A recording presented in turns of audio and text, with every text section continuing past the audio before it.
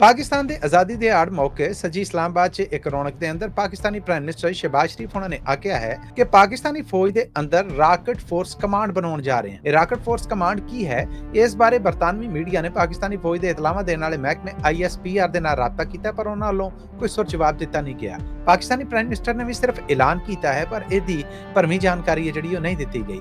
ਪਰ ਇਹ command force ਜਿਹਨੂੰ ਰਾਕਟ ਕਮਾਂਡ ਫੋਰਸ ਦਾ ਨਾਮ ਦਿੱਤਾ ਗਿਆ, ਇਹ ਹੈ ਕੀ? ਇਤਲਾਹਾਂ ਦੇ ਵਿੱਚ ਇਹ ਪਤਾ ਲੱਗ ਰਿਹਾ ਹੈ ਕਿ ਪਾਕਿਸਤਾਨੀ ਫੌਜ ਦੇ ਅੰਦਰ ਹੀ ਤੋਪਖਾਨੇ ਔਰ ਦੂਸਰੇ ਬਟਾਲੀਅਨਸ ਦੇ ਨਾਲ ਜੁੜੀਆਂ ਕੁਝ ਯੂਨਿਟਾਂ ਨੂੰ ਲੇਟੈਸਟ ਟੈਕਨੋਲੋਜੀ ਦੇ ਨਾਲ ਜੋੜ ਕੇ ਨੇੜੇ ਦੇ ਜਿਹੜੇ ਟਾਰਗੇਟਸ ਨੇ ਉਹਨਾਂ ਦੇ ਉੱਤੇ ਹਮਲਾ ਕਰਨ ਵਾਸਤੇ ਬਣਾਇਆ ਗਿਆ ਇੱਕ ਨਵਾਂ ਯੂਨਿਟ ਹੈ।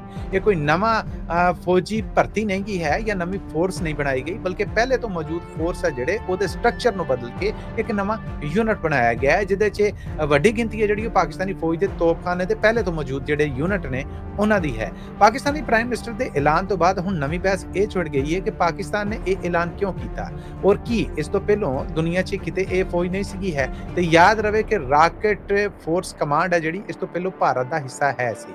ਭਾਰਤ ਤੋਂ ਅੱਡ ਚਾਈਨਾ ਔਰ ਕੁਝ ਹੋਰ ਮੁਲਕ ਨੇ ਜਿਹੜੇ ਰੂਸ, ਇਹਨਾਂ ਦੇ ਕੋਲ ਵੀ ਹੈ ਸੀ। ਪਾਕਿਸਤਾਨ ਖਿੱਤੇ ਦਾ ਚੌਥਾ ਮੁਲਕ ਹੈ ਜਿਨੇ ਬਕਾਇਦਾ ਹੁਣ ਰਾਕਟ ਫੋਰਸ ਕਮਾਂਡ ਹੈ ਜਿਹੜੀ ਉਹਦਾ ਐਲਾਨ ਕੀਤਾ ਹੈ ਔਰ ਉਹਦਾ ਮਕਸਦ ਨੇੜੇ ਦੇ ਟਾਰਗੇਟਸ ਦੇ ਉੱਤੇ ਹਮਲਾ ਕਰਨਾ ਹੈ।